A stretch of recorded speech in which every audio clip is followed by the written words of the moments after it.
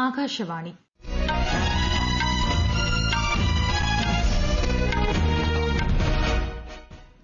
നമസ്കാരം. വാർത്തകൾ വായിക്കുന്നത് പ്രിയ സുബലക്ഷ്മി.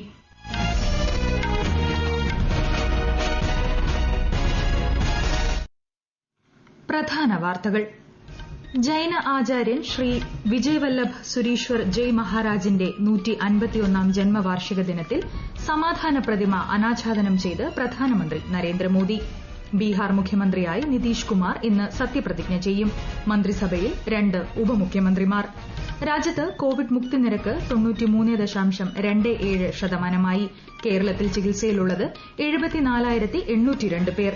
കോവിഡ് മാനദണ്ഡങ്ങൾ പാലിച്ച് ശബരിമല മണ്ഡല മകരവിളക്ക് തീർത്ഥാടനം ആരംഭിച്ചു. മഹാരാഷ്ട്രയിലെ ആരാധനാലയങ്ങൾ ഭക്തർക്കായി ഇന്നു മുതൽ തുറന്നുകൊടുത്തു. വാർത്തകൾ വിശദമായി.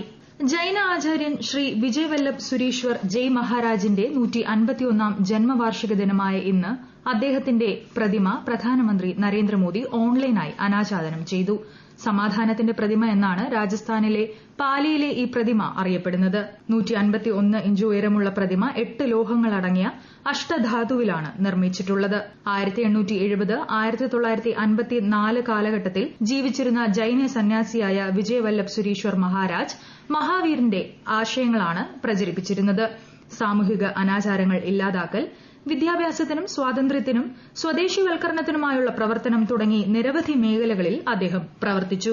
ഇന്ന് ദേശീയ മാധ്യമ ദിനം. ഉപരാഷ്ട്രപതി എം വെങ്കയ്യ നായിഡു എല്ലാ മാധ്യമ പ്രവർത്തകർക്കും ആശംസകൾ നേർന്നു. പൌരന്മാർക്ക് വിവരങ്ങൾ നൽകുന്നതിലും അവരെ ശാക്തീകരിക്കുന്നതിലും ജനാധിപത്യം സംരക്ഷിക്കുന്നതിലും മാധ്യമങ്ങൾ സുപ്രധാനമായ പങ്ക് വഹിക്കുന്നുണ്ടെന്ന് അദ്ദേഹം ട്വിറ്ററിൽ കുറിച്ചു. രാജ്യത്തെ മാധ്യമങ്ങളുടെ നിരീക്ഷക സ്ഥാപനമായ ഇന്ത്യൻ പ്രസ് കൌൺസിലിന്റെ സ്ഥാപന ദിനമാണ് ദേശീയ മാധ്യമ ദിനമായി ആചരിക്കുന്നത്. സ്വതന്ത്ര പത്രപ്രവർത്തനം ജനാധിപത്യത്തിന്റെ സവിശേഷതയാണെന്ന് കേന്ദ്രമന്ത്രി പ്രകാശ് ജാവദേക്കർ പറഞ്ഞു. നിക്ഷിപ്ത താൽപര്യങ്ങൾക്ക് വഴങ്ങി ആരെയും അപകീർത്തിപ്പെടുത്തുന്നതല്ല മാധ്യമ സ്വാതന്ത്ര്യമെന്നും അദ്ദേഹം ട്വീറ്റ് ചെയ്തു. ബീഹാർ മുഖ്യമന്ത്രിയായി ശ്രീ നിതീഷ് കുമാർ ഇന്ന് വൈകിട്ട് സത്യപ്രതിജ്ഞ ചെയ്യും. തലസ്ഥാനമായ പട്നയിൽ വൈകിട്ട് 4:30-നാണ് സത്യപ്രതിജ്ഞ. കേന്ദ്ര ആഭ്യന്തരമന്ത്രി അമിത് ഷാ, ബിജെപി അധ്യക്ഷൻ ജെ.പി. നദ്ദ എന്നിവർ സത്യപ്രതിജ്ഞാ ചടങ്ങിൽ പങ്കെടുക്കും. 2 ഉപമുഖ്യമന്ത്രിമാരാണ് നിതീഷ് കുമാർ മന്ത്രിസഭയിലുണ്ടാകുക. ബിജെപി നിയമസഭാ കക്ഷി നേതാവ് തർക്കിഷോർ പ്രസാദും ഉപനേതാവ് രേണു ദേവിയുമാണ് ഉപമുഖ്യമന്ത്രിമാരാകുന്നത്. ഇന്നലെ ചേർന്ന എൻഡിഎ നിയമസഭാ കക്ഷി യോഗത്തിലാണ് ശ്രീ നിതീഷ് കുമാറിനെ കക്ഷി നേതാവായി തെരഞ്ഞെടുത്തത്. രാജ്യത്ത് ദശലക്ഷം പേരിൽ കോവിഡ്-19 ബാധിച്ചവരുടെ എണ്ണം ആഗോള നിരക്കിനേക്കാൾ താഴ്ന്ന നിലയിൽ തുടരുകയാണെന്ന് ആരോഗ്യ മന്ത്രാലയം അറിയിച്ചു. ചില സംസ്ഥാനങ്ങളിലും കേന്ദ്രഭരണ പ്രദേശങ്ങളിലും ദേശീയ ശരാശരിയേക്കാൾ കുറവാണ് ദശലക്ഷത്തിലെ കണക്കുകളെന്നും മന്ത്രാലയം ട്വിറ്ററിൽ കുറിച്ചു. രാജ്യത്ത് കോവിഡ് മുക്തി നിരക്ക് 93.27% ഉയർന്നു. കഴിഞ്ഞ 24 മണിക്കൂറിനിടെ 43,000-ലധികം പേരാണ് രോഗമുക്തരായത്. കൂടുതൽ വിവരങ്ങളുമായി കിരൺ ശങ്കർ. രാജ്യത്ത് ഇതുവരെ കോവിഡ് മുക്തരായത് 82,49,000-ലേറെ പേരാണെന്ന് കേന്ദ്ര ആരോഗ്യ മന്ത്രാലയം അറിയിച്ചു.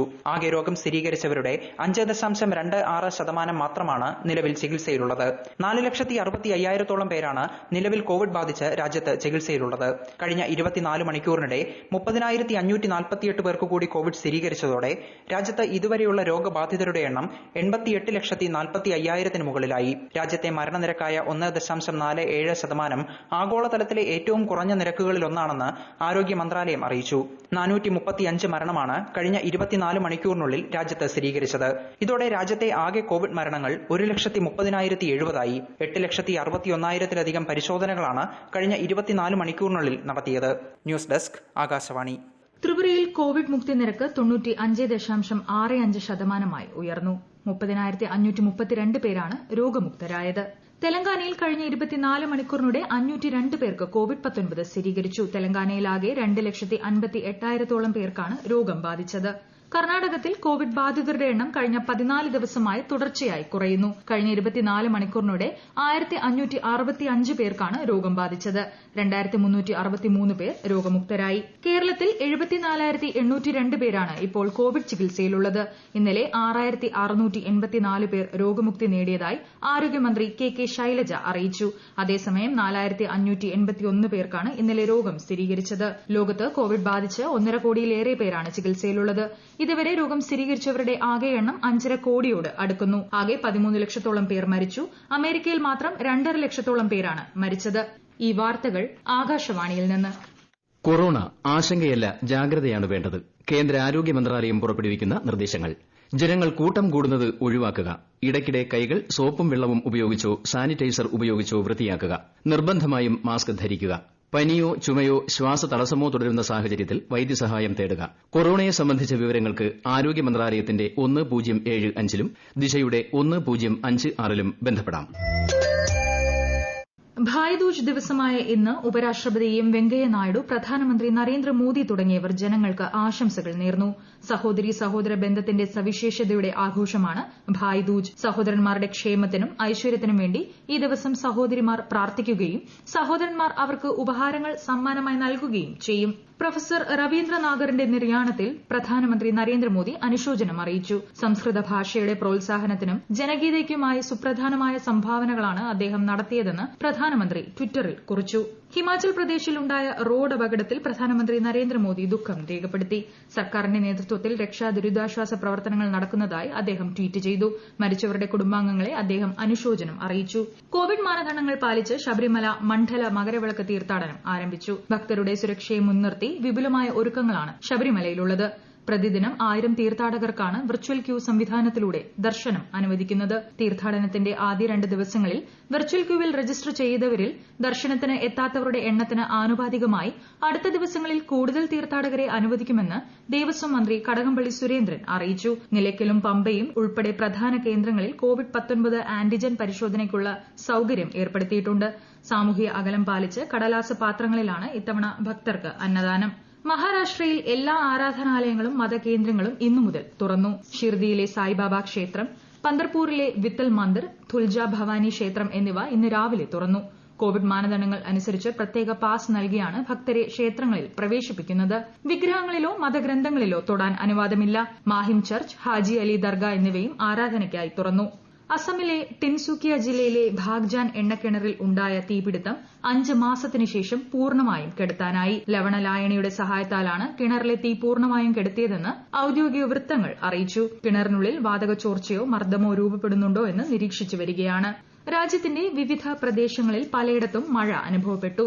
ജമ്മു, ചണ്ഡിഗഡ്, മസൂറി, കുളു, ഷിംല, ഹരിദ്വാർ, നൈനിറ്റാൾ തുടങ്ങി ഉത്തരേന്ത്യയുടെ വിവിധ പ്രദേശങ്ങളിൽ ഇടത്തരം ശക്തമായ മഴയ്ക്ക് സാധ്യതയുണ്ടെന്ന് കാലാവസ്ഥാ നിരീക്ഷണ കേന്ദ്രം അറിയിച്ചു. ബാരമുള്ള, ശ്രീനഗർ, ലേ, ബദ്രിനാഥ് എന്നിവിടങ്ങളിൽ മഞ്ഞുവീഴ്ച ഉണ്ടാകുന്നുണ്ട്. ഇന്നലെ രാത്രി പെയ്ത മഴ ഡൽഹിയിലെ അന്തരീക്ഷ ഗുണനിലവാരം അല്പം മെച്ചപ്പെടുത്തിയിട്ടുണ്ട്. ഹിമാചൽ പ്രദേശിലെ ഉയർന്ന മേഖലകളിൽ ഇന്നലെ രാത്രി ആരംഭിച്ച മഞ്ഞുവീഴ്ച തുടരുന്നു. തലസ്ഥാനമായ ഷിംല ഉൾപ്പെടെ താഴ്ന്ന പ്രദേശങ്ങളിൽ കനത്ത മഴയും പെയ്യുന്നുണ്ട്. ലൌഹാൽ സ്പിതി, കിന്നൌർ, ചമ്പ, കുളു, കാംഗ്ര ജില്ലകളിൽ മഞ്ഞുവീഴ്ചയുണ്ട്. അടുത്ത 24 മണിക്കൂറിൽ ഹിമാചലിലെ താഴ്ന്ന പ്രദേശങ്ങളിൽ മഴയ്ക്കും ഉയർന്ന പ്രദേശങ്ങളിൽ മഞ്ഞുവീഴ്ചയ്ക്കും സാധ്യതയുണ്ടെന്ന് കാലാവസ്ഥാ നിരീക്ഷണ കേന്ദ്രം മുന്നറിയിപ്പ് നൽകി. ഡൽഹിയിൽ അന്തരീക്ഷ ഗുണനിലവാരം ഇന്നും മോശം സ്ഥിതിയിൽ തുടരുന്നു. കേന്ദ്ര മലിനീകരണ നിയന്ത്രണ ബോർഡ് അറിയിപ്പ് പ്രകാരം നഗരത്തിലെ വായു ഗുണനിലവാര സൂചിക ഇന്ന് രാവിലെ 9 മണിക്ക് 300 രേഖപ്പെടുത്തി. അതേസമയം ഇന്നലെ മഴ പെയ്തതും കാറ്റിന്റെ വേഗത വർദ്ധിച്ചതും അന്തരീക്ഷ ഗുണനിലവാരം അതീവ ഗുരുതര സ്ഥിതിയിൽ നിന്നും മെച്ചപ്പെടുത്താൻ ഇടയാക്കിയിട്ടുണ്ട്. മധ്യപ്രദേശിൽ ഗിരിവർഗ ക്ഷേമ വകുപ്പിനെ ഗിരിവർഗ കാര്യവകുപ്പെന്ന് പുനർനാമകരണം ചെയ്തു. രക്തസാക്ഷിത്വം വരിച്ച ബിർസ മുണ്ടയുടെ ജന്മവാർഷിക ദിനമായ ഇന്നലെ ഭോപ്പാലിലെ ഗിരിവർഗ മ്യൂസിയത്തിൽ നടന്ന ചടങ്ങിലാണ് മുഖ്യമന്ത്രി ശിവരാജ് സിംഗ് ചൌഹാൻ ഇത് സംബന്ധിച്ച് പ്രഖ്യാപനം നടത്തിയത്. ഇന്ന് അന്താരാഷ്ട്ര സഹിഷ്ണുതാ ദിനം. ആഗോള മനുഷ്യാവകാശങ്ങളും മറ്റുള്ളവരുടെ അടിസ്ഥാന തലത്തിലുള്ള സ്വാതന്ത്ര്യവും അംഗീകരിക്കലാണ് ഇതിലൂടെ ലക്ഷ്യമിടുന്നത്. ഇടകലർന്ന സമൂഹങ്ങളുടെ അതിജീവനം ലോകത്തെവിടെയും സഹിഷ്ണുതയിലൂടെ സാധ്യമാകൂ എന്നതാണ് സഹിഷ്ണുതാ ദിനം നൽകുന്ന സന്ദേശം. പ്രധാന വാർത്തകൾ ഒരിക്കൽ കൂടി. ജൈന ആചാര്യൻ ശ്രീ വിജയ് വല്ലഭ് സുരീശ്വർ ജയ് മഹാരാജിന്റെ 151ാം ജന്മവാർഷിക ദിനത്തിൽ സമാധാന പ്രതിമ അനാച്ഛാദനം ചെയ്ത് പ്രധാനമന്ത്രി നരേന്ദ്രമോദി. ബീഹാർ മുഖ്യമന്ത്രിയായി നിതീഷ് കുമാർ ഇന്ന് സത്യപ്രതിജ്ഞ ചെയ്യും. മന്ത്രിസഭയിൽ 2 ഉപമുഖ്യമന്ത്രിമാർ. രാജ്യത്ത് കോവിഡ് മുക്തി നിരക്ക് 93.27%. കേരളത്തിൽ ചികിത്സയിലുള്ളത് 74,802 പേർ. കോവിഡ് മാനദണ്ഡങ്ങൾ പാലിച്ച് ശബരിമല മണ്ഡല മകരവിളക്ക് തീർത്ഥാടനം ആരംഭിച്ചു. മഹാരാഷ്ട്രയിലെ ആരാധനാലയങ്ങൾ ഭക്തർക്കായി ഇന്നു മുതൽ തുറന്നുകൊടുത്തു. വാർത്തകൾ കഴിഞ്ഞു. അടുത്ത വാർത്താ പ്രക്ഷേപണം ഇനി വൈകിട്ട് 6:30.